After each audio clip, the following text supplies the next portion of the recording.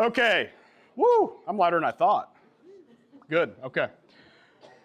Elephant in the room, I am wearing shorts, and I know in Baptist circles that was very controversial like 10 years ago, but it's 2026, and I'm going to wear shorts. So also, I know it's very cold outside. My goal was to go home and put jeans on, but the day crept up on me, and so now that I've addressed it, you're all going to be staring at my legs for the next hour. The other thing is I am mic'd up, even though I'm not mic'd up. And so I've had several people, and when I say several, I've had a lot of people either in Lebanon or not in Lebanon that have said, hey, we've got someone that we want to send this to, but we cannot be there.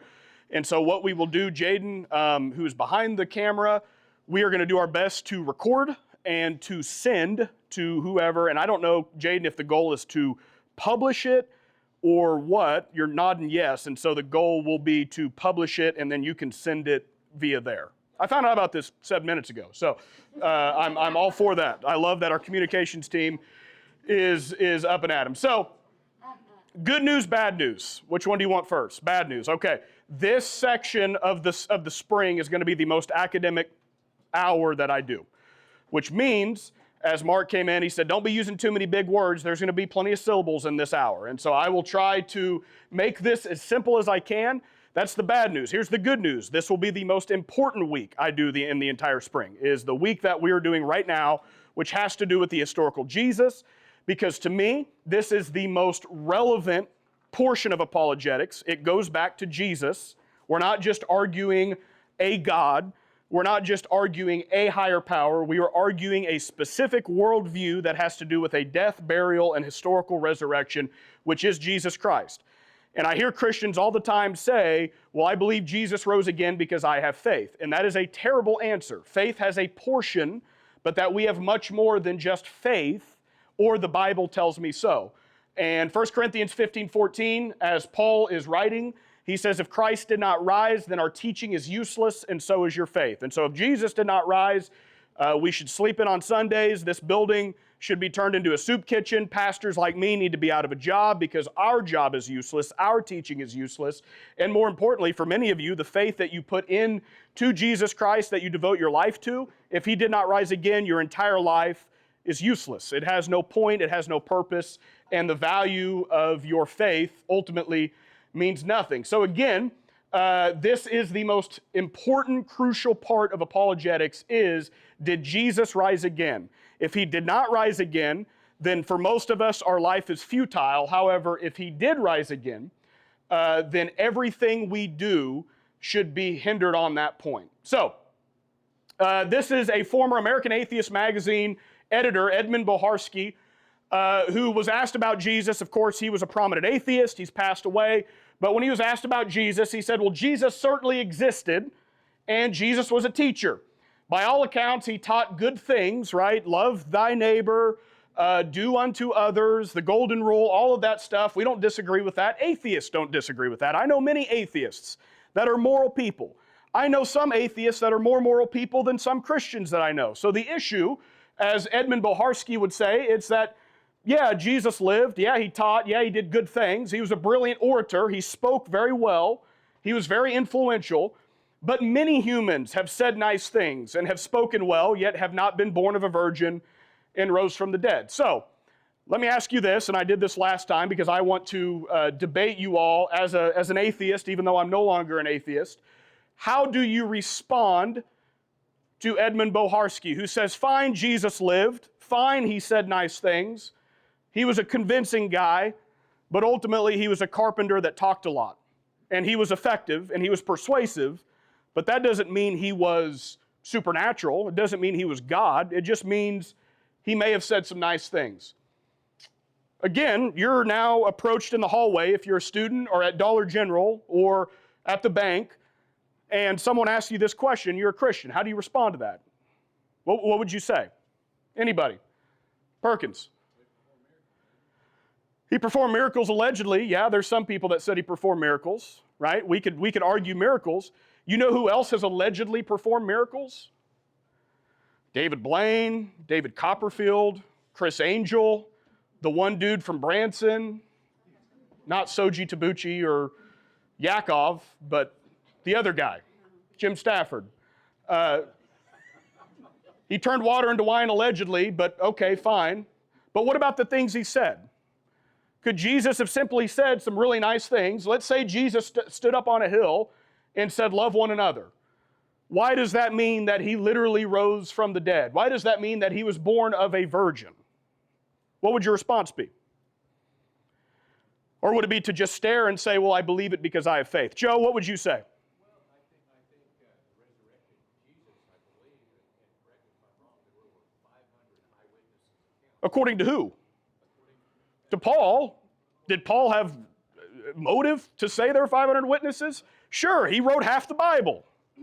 So if Paul, who wrote over half the Bible, said there's a bunch of witnesses, that'd be like if I wrote a book right now that said the History of Unicorns by Roger Sherrer. Chapter 1, 10 million people have seen unicorns. And 2,000 years later, people read my book on unicorns and say, well, you know, that Roger guy said there was a lot of witnesses of unicorns. That doesn't make it historically reliable. Paul and the other apostles stated that as being true, but they had absolutely nothing to gain by actually through their death. Well, Paul had, could it have been power? Could it have been respect? Could it have been, I mean, here we are 2,000 years later in a cafeteria talking about Paul. Will humans do extraordinary things for power and respect? I would say most evil acts, most lies are done to obtain power. They stake their life on it. Okay. Okay, they were martyred. Good answer. And we talked about that last time, about they died, but what else? So let's say I meet you and you say, well, I follow Jesus. And I say, well, Jesus said good things, maybe he even did some good things, but just because you do good things does not make you God. What would your response be? Because again, 1 Peter 3:15, be prepared to give an answer to anyone of the hope that is within you, but do so with gentleness and respect. That's a command. How do you respond? Jesus was a good guy, may have done some good things, but it doesn't mean he was God. Yeah. Well, he himself said he was God. He said, I am. Realistically, we have multiple people that have stated that he had said himself that he was God. And realistically, you know, back to like the martyr thing, why would you kill yourself basically spreading the word of someone that is just a good guy? Well, so 2 points. Number one, Jesus said he was God. I don't know if Edmund Boharski is denouncing that. I think he probably says that Jesus said he was God, but that's not, I mean, a lot of people, and I talked about this last time, Charles Manson said he was God. Who was the Waco nut? David Koresh said he was God. Joseph Smith didn't say he was God, but he said he was God's right-hand man. And so we're not doubting that Jesus didn't say he was God. Most historians agree that when Jesus said, I am the way, the truth, and the life, the only way to the Father is through me, he was claiming his divinity. We don't doubt that. The question is, why does it make it so? The words of Jesus. Amy Knight. Did he, this atheist, Yeah. did he question and did he compare all the prophecies that Jesus fulfilled? He may have. And I mean, that would be a great response to Edmund to say, well, have you read Isaiah 53, right? Yeah. And so fulfillment of prophecy is a great answer. But here's how I would respond to Edmund Boharski, and it's how one of my idols and mentors, C.S. Lewis, responded to this style of argumentation, which for many of your non-believer friends, when you ask them, and this is the question I would encourage you to ask anyone, whether they're an atheist, a Muslim, or an I don't care. The question to ask them is, who was Jesus? And who is Jesus to you? And in my experience of evangelism and missions, the number one answer I hear is that Jesus was probably a good guy, and he might have said some good things, but he was not the Son of God. That is the number one response I get. And the beauty of it is that Jesus did not leave it open for that to be an answer to that question. And so what did C.S. Lewis said? A historical figure who said nice things but wasn't God? No, C.S. Lewis called what we call a trilemma. Lewis's trilemma, which he writes about in Mere Christianity, and he said that Jesus was either mad, being he was crazy, he was bad, as in he was evil, or he was God. There is no other option. There are only those three options. And most historians would probably agree with that. So, Jesus equals God.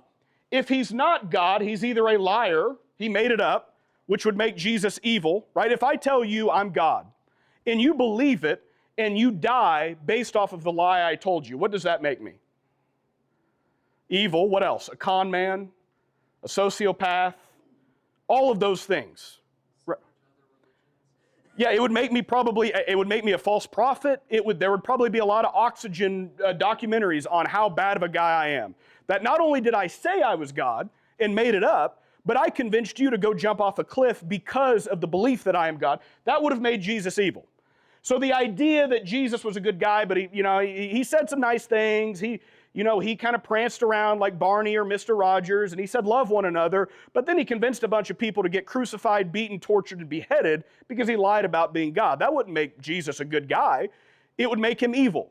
So that's one option. The other option, which I think is actually scarier, is that Jesus believed he was God and wasn't God. Because what would that make Jesus? Crazy, lunatic. Imagine if you're driving to church and you come up to me and you say, there's a guy walking around Boswell Park. He's pacing back and forth, and he is telling me that he is the way, the truth, and the life. He is convincing all of the people at Boswell Park that he is the risen Savior, that he rose again. What is your thought process? If you think that this guy genuinely believes it, what are you going to conclude most likely about this person? Is to call Gaslight Manor or whatever is open now, right? And that would not be a hateful, bigoted thing, right? I mean, you're going to call 532-3131, and when the dispatcher picks up, you're going to request an officer. That would be a normal response. So, if Jesus is not God, if the argument, going back to what Edmund Boharski said, that Jesus taught good things, he spoke well, he was a nice guy, he said nice things, but he was not Jesus, then we conclude he is either a liar, which would make him evil and responsible for many deaths, or he is insane, he is crazy, he is mad. So then what is the third option? The third option is that Jesus is exactly who he said he was, which he is God. And then the question isn't whether he was insane or evil. The question then becomes acceptance or rejection. It no longer becomes a truth claim. It now becomes a question of, are you willing to follow him? And again, the question I brought up last time, for many people, there's emotional apologetics, which deals with the heart, and there's intellectual apologetics that deals with the brain. Once we accept that Jesus rose again, it now leaves the head and it now becomes the heart. And one question, when people come up to me as a pastor and they say, hey, I've got a sibling, I've got a friend, I've got a coworker that's an atheist, and they're willing to talk to a pastor, and I meet with them, which is my favorite meeting of the entire week. People say, as a pastor, do you love meeting with Christians? I say, oh no, I love meeting with atheists. That to me is the fun part of ministry. And I will always ask them one question if I get the opportunity. If Christianity were true, would you become a Christian? That's the question. If Christianity were true, would you become a Christian? Can I tell you that more often than not, I hear the answer, no, I wouldn't. Because Jesus says this about homosexuality. Jesus says this about life. Jesus says this about human rights, and I don't agree with that. So even if Christianity were true, I still would not become a Christian. In which case, we're not worried about this, we're worried about this. Now the issue isn't whether or not he was God, the issue is that he is God. And that's the problem. So again, when we deal with people who are not a Christian, and that's great. Again, I love talking to non-Christians because I can relate. I've been a non-Christian in my life longer than a Christian. The issue is, do we want it to be true? And I think for many people, the answer to that, unfortunately, is no. So, there are a few statements I want to look at that I would say are both unbiblical as well as unacademic. 3 statements. I'm going to look at these 3 statements.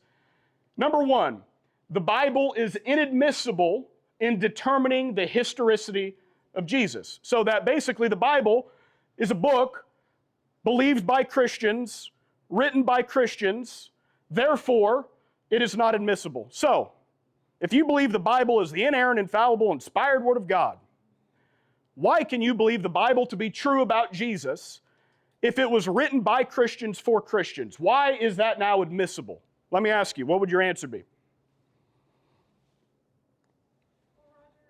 Yes, Mrs. Webster. Historians, no matter their faith, no matter whether they're atheists or not, historians today will tell you that the Bible is the most reliable document that we have about history in that time period. So whether it was written by Christians or not, it has been proven and used by historians Okay, for that purpose. this is my dream. I get to go tit for tat with someone I went tit for tat for many times when I was a high schooler, which is my former teacher, Mrs. Webster. Mrs. Webster, that is what, and again, I'm playing the atheist. I'm playing the Roger that you knew in high school. That is a half-truth. Historians agree with parts of the Bible, but they don't. To say the majority of them find the resurrection reliable would not necessarily be true, because many historians aren't Christians. If they believe the reliability of the resurrection, then they would be Christians. And so when we talk about the Bible being a reliable document, is it a reliable document in reference to the miracles of Jesus? Because even Thomas Jefferson, who was one of the founders of our country, he published what was the Jefferson Bible, which was the Bible minus all of the miracles. So Thomas Jefferson removed the resurrection from the Jefferson Bible. You can look it up. And most historians are probably fine with the Jefferson Bible, but it's the part of going from, again, Jesus said nice things, he did good things, he did all the things that we can naturally prove, but now you're stepping into supernatural realm when you say that Jesus actually rose again. Why would that be historically reliable? And you said something that's interesting, that the Bible is a document. Why is the Bible a historically reliable document? How would you respond to that? Again, written by Christians. Paul was a Christian. He wrote over half the New Testament. Why would that be reliable? How would you respond? Why wouldn't it be reliable? Because it was written by Christians for Christians with an end goal of proving something. There's all kinds of authorized evidence.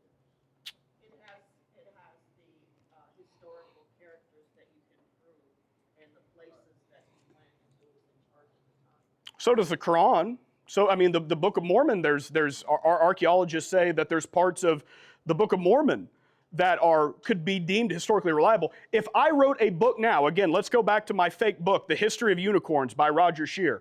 And in my book, The History of Unicorns, I talk about a Grand Canyon in Arizona. I talk about a giant arch in St. Louis, Missouri. I talk about all of these different things. There's an Empire State Building in New York City, and thousands of years later, the followers of Roger Sherrer and unicorns are saying, it's archaeologically reliable. They actually found the arch in St. Louis. Does that make unicorns true? Well, it's not just written by one person. Bingo. That's what I was trying to say. Historians, Roger, will tell you. But you said document. It is a document, but it is a document that is filled with multiple perspectives. Is it a document? Or is it a collection of documents? That's the distinguishment I want to make. The Bible is a collaboration of documents. By the way, many of these men did not know each other, but they said the same things. And some atheists might argue, well, there's some contradictions because this writer says this and this writer says that. In my argument as a former cop, when I go out and investigate a wreck, and one eyewitness says it was maroon, and one says it was red, and one said it was a hatchback, and one said it wasn't, but they all describe the exact collision, the exact time, the exact injuries. Does the slight discrepancy in their testimony prove that the wreck did not occur? No, actually it would support that it did occur through the eyes of human beings. And so we're not dealing with one or two or three. We are dealing with human after human, story after story, background after background that are all telling the exact same story. And again, for what motive did they receive? So, claim number one, we're going to look at very briefly. The Bible is inadmissible. Actually not true. Number two, there is no evidence outside of the Bible for Jesus. So again, atheist Roger, we're going to play devil's advocate. You believe the Bible's true because the Bible, or you believe Jesus is true because the Bible tells you so. Now explain Jesus not using the Bible. Hayden. Yeah, but the Quran's not true, so I would say that that's evidence that Jesus... Dr. Seuss wrote about the Lorax. I don't believe the Lorax, we found him yet. I believe he's there, but we haven't found him. So, you can't use your book. You got one book, which is the Bible. You can't use it. Prove to me, from an intellectual component, prove to me that Jesus was alive, died, rose again. Go. There's been eyewitness. There's been witnesses. Where do we read those eyewitnesses? One book. An Old Testament, which prophesies Jesus, and a New Testament that documents Jesus. But we're not allowed to use that because that's your one book. Joseph Smith's book talks about the Mormon Jesus. Muhammad's book talks about Allah. The Bhagavad Gita talks about the Hindu gods. So, why Jesus beyond the Bible? Yeah. Isn't there like Jewish and Roman like scholars in the first couple centuries who wrote about him? 90 AD and 110 AD. Jesus died 33 AD. Why did it take him 60 years to catch up? I mean, do you think it's historically reliable? I mean, let's just say someone dies and rises again. Do you think people are going to write about that? You think today people are going to post on Facebook that there's a dead guy? We had his funeral and visitation, and he's now at Elm Street Eatery. You think we're going to document that? Oh, yeah. Absolutely. Lebanon Now and Lebanon Link are going to get along and both be there, right? So, of course, that's a big deal. So, outside the Bible, why should I follow your Savior? Anybody else? Yes, Mike. Completely granted, there's several books that are not the Bible that talk about Jesus and his life, or his birth, his life. Okay, good. Of his death and Sure. We'll see. Stay tuned. Finally, statement number 3, that are both unbiblical and unacademic. Don't use them, and don't let other people use them. Christians believe Jesus rose from the dead on faith alone. We believe Jesus rose again because the Bible tells me so. And that's not the case. The Bible does tell us so, but we have to go further. We live in a world today that says we have to have more than just telling people, hey, you need to turn away from everything you know to be true. You need to turn away from your sin, and you need to follow this on faith alone. And I'm telling you that those answers may have worked for grandma and grandpa, but they no longer are sufficient today in the world that we live in for many people. And you may be sitting here today and say, well, it's good enough for me, and that's fine, but it may not be good enough for your son or daughter, especially when they go to college, especially when they talk to people that have a higher IQ than you or me, that will intellectually demolish their faith. And as Frank Turek said, so many students today are being talked out of their faith because they've never been talked into their faith. And so the statement, well, faith is good enough for me, we've got to go further than merely faith and faith alone. So, for the first one, the Bible is inadmissible, determining the historicity of Jesus. I'm going to go through this super fast. The majority of New Testament historians deem the Gospels, as Mrs. Webster said, to be historically reliable in most parts. We do not believe Jesus rose from the dead because the Bible tells us so. We believe because Matthew, Luke, John, Peter, Thomas, James, Andrew, they told us so. So when I talk to a non-believer, I will very rarely use the wording, well, the Bible tells us. Why would I avoid using that? Is it because I don't believe in the Bible? No. It's because they don't believe in the Bible. So for me to go in and to prophesy and say the Bible says, the Bible says, the Bible says, I might as well go to Utah and here the Book of Mormon tells us, the Book of Mormon tells us, the Book of Mormon tells us. Okay, great. I don't care what the Book of Mormon tells me because I know it ain't true. But Matthew, well, that's a different story. We know Matthew's story. Luke, that's a different story. We know Luke was a doctor. John's a different story. Peter's a different story. Thomas was a doubter. James was the half-brother of Jesus. No historian denies that. Andrew, they said it. And they each have a story. So, we believe because of those accounts. Thus, the Bible is a collection of admissible documents regarding the life, death, burial, and yes, as we will get to here in a second, the resurrection of Jesus. Claim number 2, There is no evidence for Jesus outside the Bible. And I don't want to death by PowerPoint you, because I want you to come back next week. But I am going to say this. There is no evidence for Jesus outside of the Bible. No historian will ever argue this. As you said, there are at least 12 references outside of the Bible that are historically accepted that reference Christ and his divine nature. Ignatius of Antioch wrote in a letter a few decades after Christ's death that claimed Christ was crucified under Pontius Pilate and that he, quote, suffered all these things for us. He suffered them really and not in appearance only. Even also he truly rose again. That is from a non-Christian scholar.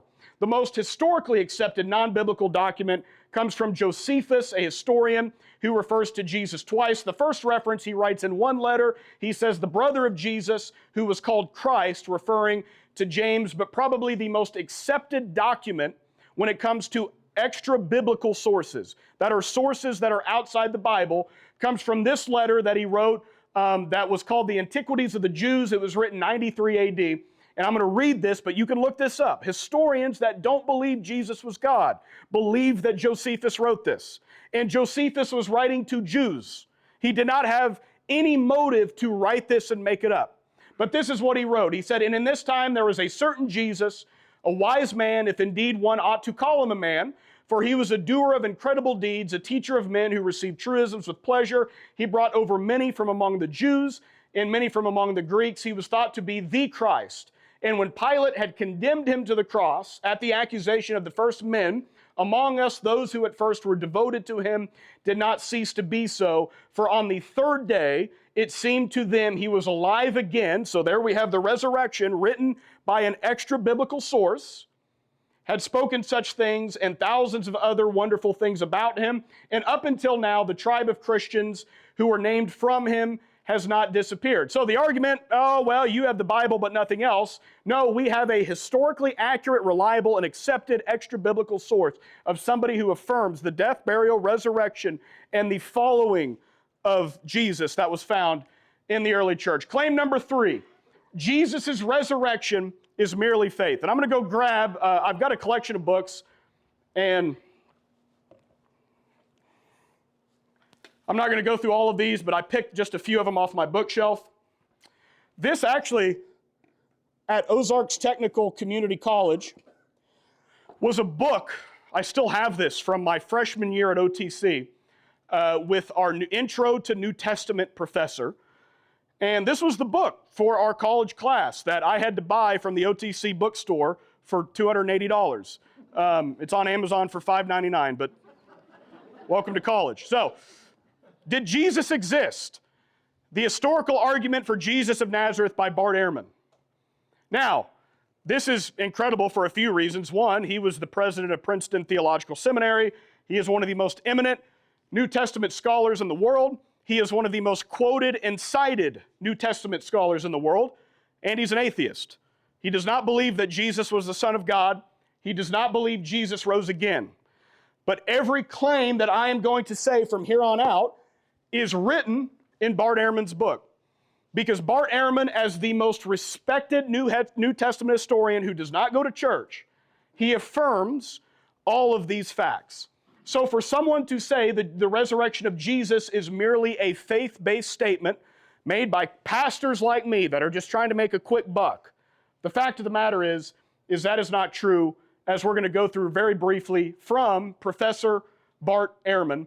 And by the way, Bart Ehrman, for some of you, I had some of you text me after last class, and you said, what are some fun Christian debates I can find on YouTube?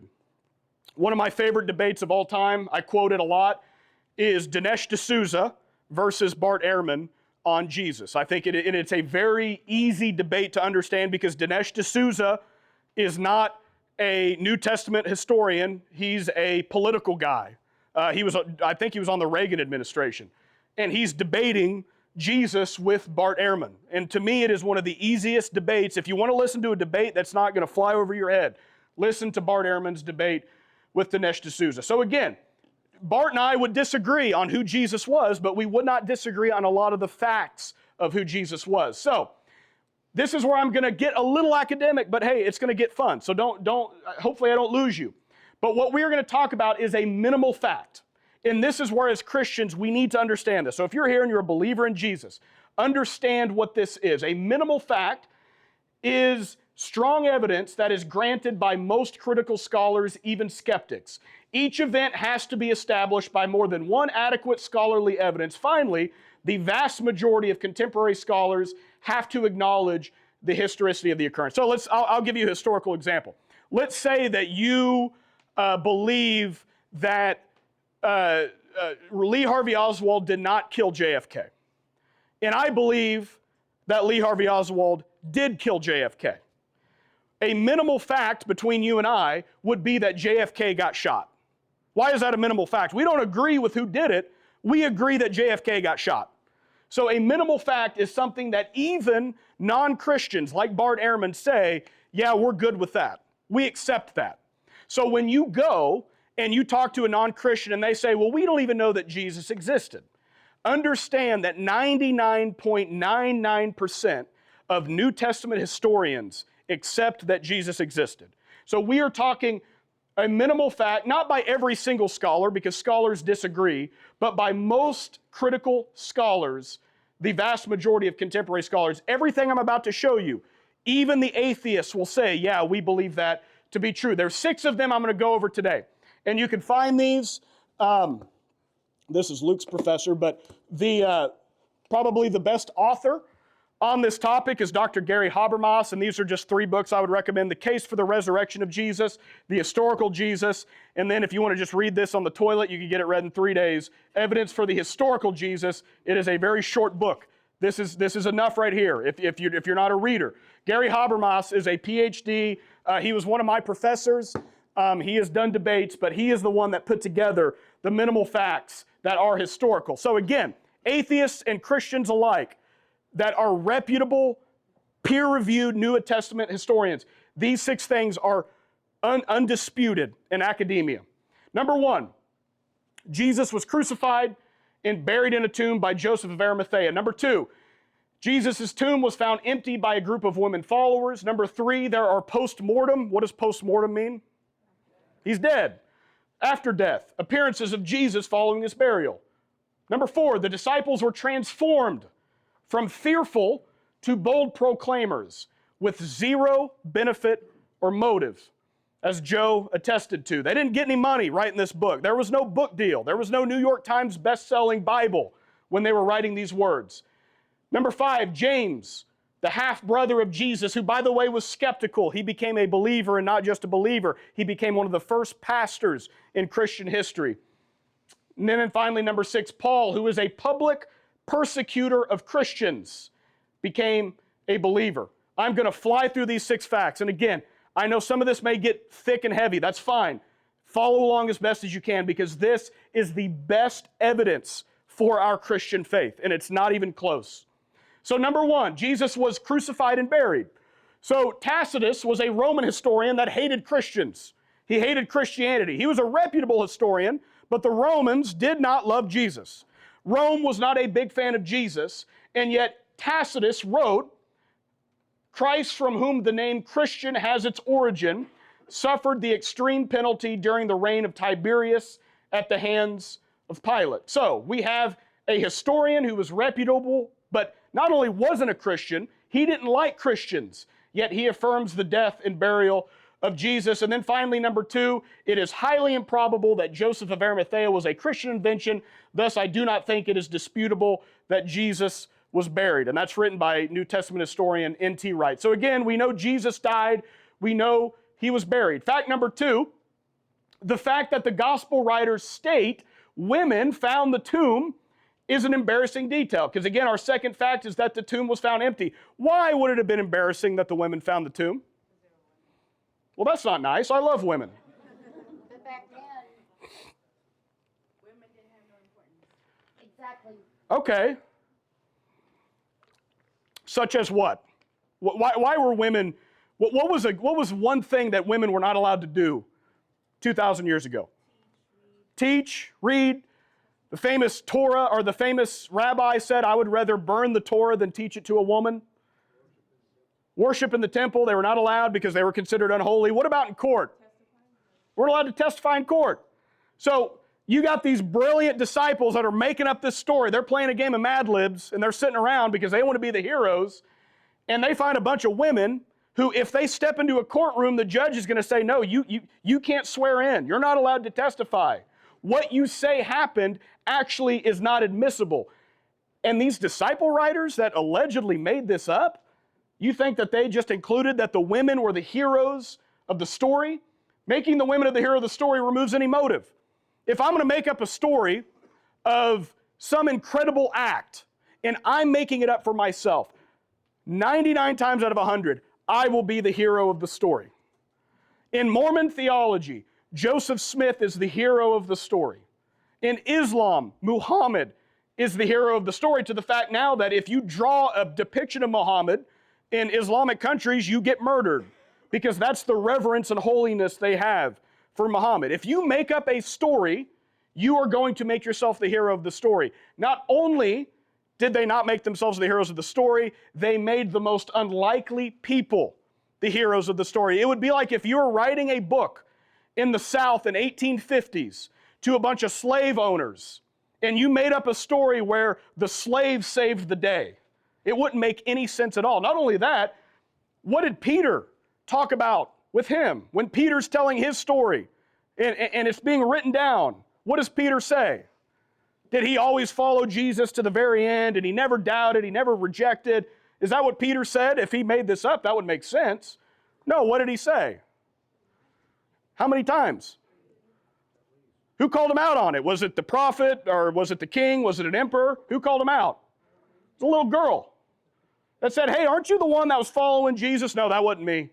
Are you sure? Because I hear the way you talk. No, it wasn't me. No, I think you're the one that's a Jesus follower. No, it wasn't me. Peter is saying, hey, write this down. Put this in the Bible. Put this in the story. That was an embarrassing detail on the end of Peter. What about Thomas? You think it would have made sense for Thomas, for him to say, oh, no, I rejected. What about James? You think James, it would have been easy to say, oh, I knew the moment I saw Jesus walk, and we're sharing bunks together. Yeah, I always knew he was God. James doesn't say that. So the Bible is filled with embarrassing detail after embarrassing detail, but specifically when it comes to the empty tomb. The fact is that Peter didn't find the empty tomb. Paul didn't find the empty tomb. He wasn't even around yet. It was the women that found the empty tomb, and that is a huge point. Fact number 3, Jesus was seen after his death. Again, this is post-mortem. So according to prominent New Testament critic, what is a critic? It's not a supporter. Gerd Ludemann wrote, it may be taken as historically certain that the disciples had experiences after Jesus' death in which Jesus appeared to them as the risen Christ. These appearances were witnessed not only by believers, but also by unbelievers, skeptics, and even enemies. Historically certain, from a New Testament critic, Gerd Ludemann. Fact number 4, the disciples were transformed. This is a huge one. All of the disciples, minus John, died suffering, yet there was not one recantation of any of it. Why is that so? And as I asked Bradley last week, if I'm an atheist, what about Muhammad Atta and Marwan al-Shai and Zion Jara and Hani Anjour, the hijackers that truly believed that Allah had appeared to them in a vision to say that you are going to do the 9/11 attacks? Why are the Islamic terrorists any different than the Christian apostles and disciples? How can we distinguish the two? Again, you're a Christian, I say, oh, you believe the disciples are transformed. Well, Muhammad Atta believed he was transformed. He was willing to die and suffer for what he believed, which was killing 3,000 Americans. And he was crazy. Well, okay, but again, let's say I'm a non-Christian. Paul was crazy. Peter was crazy. They're rewarded for those acts, right? Well, but the New Testament apostles eventually thought that the kingdom was near. They believed the teachings of Jesus, so they thought they were going to be rewarded too. Not 72 virgins. What they did, right? Not necessarily because of what they did, but because of what had already been done. But from Islamic perspective and from radical Islam perspective, is that they are being rewarded for what they are doing as a result of what was already done. So why, when you say, well, the Bible's true because Peter and all of that, well, why is that any different than men that were willing to drive planes into buildings? Is that not evidence that Allah exists and that Jesus did not rise? What's the difference? If you're a Christian, you believe this, how would you respond? The apostles didn't hurt anyone physically, but if Jesus did not rise, they hurt people emotionally, mentally, psychologically. So we have maybe different definitions of hurt, but you can argue if all of this is made up that they're some of the most evil men. They were accomplices to the deaths and brainwashings of many, many people. So why are they any different? You had your hand up. Yeah, what would you say?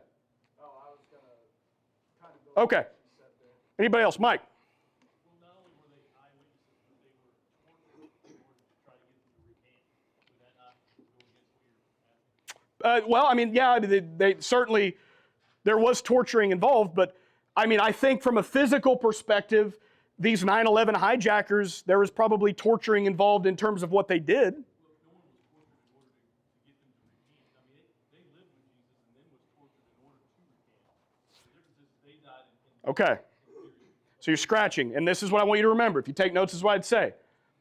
Many people have died for what they believed, but very few people will die for a lie that they know to be a lie. The 9/11 hijackers died for a lie that they thought was true. That happens all the time. Again, Waco, Texas, they all thought David Koresh was holy. There's nothing incredible or supernatural about dying for a lie that you think is true, but there is something incredible about dying for a lie that you know is a lie. Because eventually you're going to say it's a lie. And the fact is we have no evidence of that. All of the disciples, Thomas was speared to death. James, the half-brother of Jesus, was thrown off of the temple. Peter was crucified upside down. Andrew was crucified on an X-shaped cross. And by the way, the last hour of Andrew's life as he was being crucified, you know what he was trying to do? He was trying to convert the people that were murdering him. You do that if of something that you know to be true. You don't do that for a lie that you know to be false. And I would encourage you, if you doubt that, give me one other historical example of someone dying in a treacherous way for a lie that they knew later on was a lie. As N.T. Wright writes, the original disciples came to believe so strongly that God had raised Jesus from the dead that they were willing to die for the truth of that belief. Fact number 5, these last two will be super quick, and then I'll close. James, the brother of Jesus, when his family heard about this is Mark chapter 3, verse 21, when Jesus' family heard about what was going on, they went to take charge of him, for they said, he is out of his mind, is what James would have said. And then in John chapter 7, verse 5, for even his own brothers, including James, they did not believe in him. James was not a Christian when Jesus walked the earth, but following Jesus' ascension, James became a pastor of the early church. He became one of the leaders. He had an immediate conversion, a radical conversion, where he went from doubting his brother to dying for his brother. And again, James, they took him to the top of the temple and they threw him off the temple. And by the way, all James had to do was say, hey, I was kidding. I'm joking. He ain't God. That's all he had to do. And they most certainly, not only would they have taken him off the temple, they would have given him gold and they would have given him lavishes, because they would have said, James, you are the key to proving that your brother was not the Son of God. But he never did that. They threw him off the temple. And most historians say it didn't kill him. He was still alive, unconscious or crippled on the ground. And so they went with clubs and they beat him to death. And not once did James say, it's all a lie, we made it all up. Fact number 6, this is the final fact and then I'm going to close. Paul went from persecutor to apostle. Paul's different than a lot of these men because Paul was educated, religiously educated. He knew the Torah. He was wealthy. Pharisees were wealthy and they were powerful. He persecuted the followers to their death. This is Acts 22:4. As it's talking about Paul, Luke writes that Paul persecuted the followers of Jesus to their death, arresting them, both men and women, and Paul threw them into prison. So what did Paul do? He traded in his Jewish prestige and wealth for persecution, suffering, and then eventually death. He was imprisoned, stoned, shipwrecked, flogged, beaten, and eventually beheaded. Not for what he believed, but for what he saw, what he experienced. Not only does Paul claim to have seen the risen Jesus, Bradley, this was your point, he mentioned the 500 witnesses. And I said, well, couldn't Paul have made it up? He was wanting to make up a story. It would make sense that he threw in a bunch of witnesses. Why didn't he put their names down? Why didn't he say, hey, if I submit to a judge a bunch of names for a deposition, what do I got to include? I got to include names, right? You got to go find them. I got to find a deputy to go serve them. And so couldn't Paul have just made up the 500 other witnesses? This is a point that Christians miss so much, and this is so good. This is why I love the Bible. You can study this book your entire life, and there's still parts that you're going to miss that are so wise and so true. In that verse of the 500 witnesses, what does Paul say? He says, most of whom are still living, though some have fallen asleep.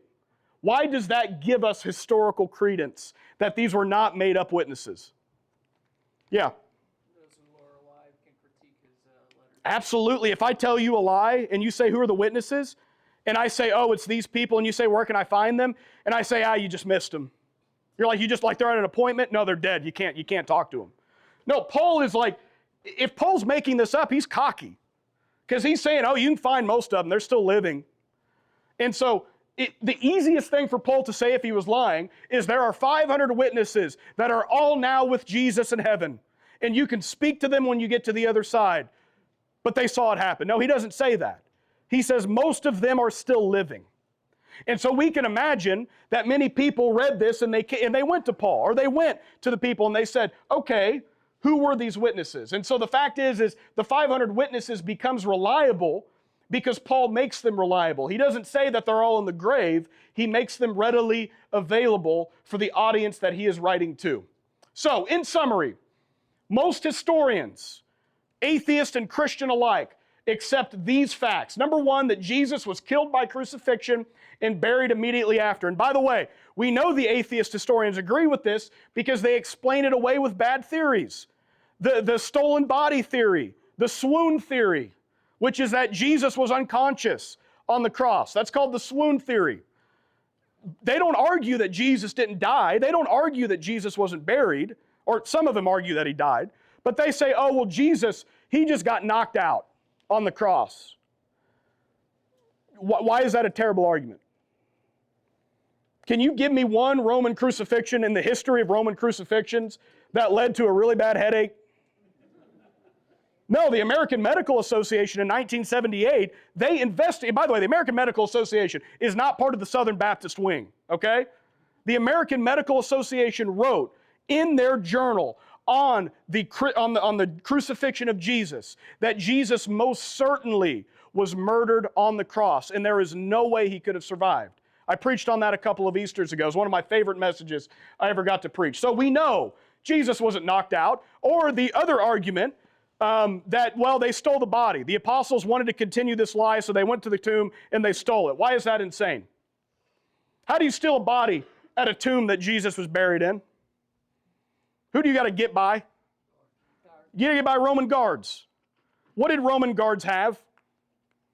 Not just swords, the sharpest swords. Spears, right. You did not steal. A crucifixion of this matter where Pontius Pilate is in charge and there are extra guards, the idea that they just went and rolled the stone away, which is another issue, and they just threw Jesus on their arms and ran off, is absurd. And most historians accept that that's absurd. Number two, his tomb was embarrassingly found empty. It wasn't just an empty tomb. It was an empty tomb found by a bunch of women that had the same rights as livestock 2,000 years later. Number three, that Jesus was seen after his death, not just by his supporters, but by his skeptics. Number four, that Jesus had the disciples had every reason to recant about Jesus, including their own life, but they refused. Not for what they believed, but for what they experienced. That James, the half-brother of Jesus, was skeptical about his brother until he saw his brother rise again. From there, he went from detractor to leader of the church. And then finally, that Paul gave up everything to follow something that temporarily cost him his life. So, next Sunday, this whole hour, by the way, to get you here was to plug our Sunday services. So, on Sunday, I'm finishing our sermon series on Level Up. We're talking about rest. But a week after this Sunday, we're starting a brand new sermon series, and I'm so pumped about the sermon series that we're starting, which is called Rediscovering Jesus. And it's going to open up. Luke's not preaching, Jordan's not preaching, I'm not preaching. Dr. Rodney Reeves is coming here to preach. Dr. Rodney Reeves was one of Luke's professors, so you got to hear from Gary Habermas, who was my professor. A week from Sunday, you're going to hear from Luke's old professor, Rodney Reeves, who wrote a book, Rediscovering Jesus, An Introduction to Biblical, Religious, and Cultural Perspectives on Christ. And so Dr. Reeves will be here. He's going to be speaking on that. And in that sermon series, we're going to talk about all of the false Jesuses in our world. So the Mormon Jesus, I will be speaking on and sharing, how did Roger Shear become a Mormon? Like, what's the story about that? I've never shared that with the church. I've shared it with probably 25 other churches that have me go and speak. But I was telling Luke, I'm like, I've spoken this like in Arkansas, Oklahoma. I went to Chillicothe last year. I've never spoken this to our church. This is going to be the series where I speak of the Mormon Jesus and why Mormonism is filled with great people who I think have genuine hearts, but unfortunately, it is not the real thing. We're going to be talking about Muslim Jesus and probably the most dangerous false Jesus of them all, the American Jesus, which is certainly not the Jesus of the Bible. That Jesus was all about tolerance. Jesus loved everyone. Jesus, again, was basically Mr. Rogers or Barney who ran around and said, oh, love one another, no matter what, even if it means tolerating them. Jesus never said that. So we will be talking about that in our next sermon series. It's going to be very apologetic. And by that, we don't mean saying we're sorry. We mean defending the Christian faith. As Paul writes in 2 Corinthians 10:5, we demolish arguments in anything that goes against the knowledge of God. That is what we will be doing. And so again, that's a lot, right? I mean, I know you need a glass of milk for some of that because it can be very dry. But this is the most important part of Christian apologetics. If we cannot defend Jesus, everything else is futile. Everything else is irrelevant. So, as I conclude there, it is 7:25. Does anybody have any questions, comments, concerns, complaints, anything else? So out of your diagram, in the beginning there, the one that's last to the right was reject, which is, in my mind, the hardest one to battle. So when you reach that stage, where do you go from there? Yep. Totally on that person. It's a great question. And as I said last time, the intellectual objections to Christianity, we can deal with that. You can send them to me and we'll sit down and we'll read and we'll do all that. Intellectual is easy. Emotional is the hard part. Because if you tell them, well, it's just you rejecting that, obviously, then you just have pushed them even further away. You know? Absolutely. Yeah, and for me, when I was in high school, some of you knew me in high school, my whole aura was that I wanted to be smarter than you. I wanted to be respected. I wanted to be seen as an intellectual. And so I lied to people and made them think that I intellectually opposed Christianity. And the fact of the matter is, if you would have given me truth serum, it wasn't my intellectual objections that were keeping me from the cross. It was my emotional objections. That ultimately I fell into the trap of Christianity is not true and I don't want it to be true. Or as Frank Turek said in his debate with Christopher Hitchens, who has passed away, and one of the most prominent atheists, he wrote the book, God is Not Great, Why Religion Poisons Everything. And Frank Turek looked at Christopher Hitchens and said, I can summarize your atheism in one sentence. There is no God, and I hate him. And that was true for me. There is no God, he doesn't exist. And by the way, he's a megalomaniacal, homophobic, racist, infanticidal, all of these big words, sadomasochistic, malevolent bully. I believe that, and I don't believe he exists. And so I think for a lot of atheists, not all, but for me certainly, that was my issue, is that not necessarily that Jesus wasn't God, but he wasn't my God. That he wasn't Lord, he just wasn't going to be my Lord. Because to make Jesus my Lord, what does that mean I got to do? I got to cease becoming my own Lord. And that was the issue for me. So that is difficult. And the answer, I hate to sound like this, is VBS, is to pray and discern and sometimes be patient. Because the first time my pastor sat down with me, I didn't become a Christian. The first 10 times he sat down with me, I didn't become a Christian. But eventually the Holy Spirit took over. And it ceased becoming about what he could say, and it started becoming what he can do, being the Holy Spirit. So, yeah. Well, it kind of goes into my question here. Is like we've been talking about the apologetics and like playing devil's advocate, and Yeah. stuff like that. But when like someone real comes up and asks these questions, what level of meeting them where they're at should we be at? Like, what should our heart posture be when we're talking with anyone that comes up to you and asks these questions? I think that is where biblical discernment is the most important answer. And I think that that's where you have to ask the question, if Christianity were true, would you become a Christian? If they say, oh, heck yeah, I'd become a Christian. Okay, then we can start talking about, okay, let's look at some of this. If they tell you, no, Christianity is evil and it persecutes people and it's a vile belief and I don't think I would become a Christian even if Jesus came down right now and told me he was Lord, at that point, you can debate them till the sky is down. It's not going to mean anything because they've already showed their cards. So I think that's where we have to discern. And anytime I've got someone that says, Pastor, will you talk to my friend? He's a non-believer, an atheist, and agnostic.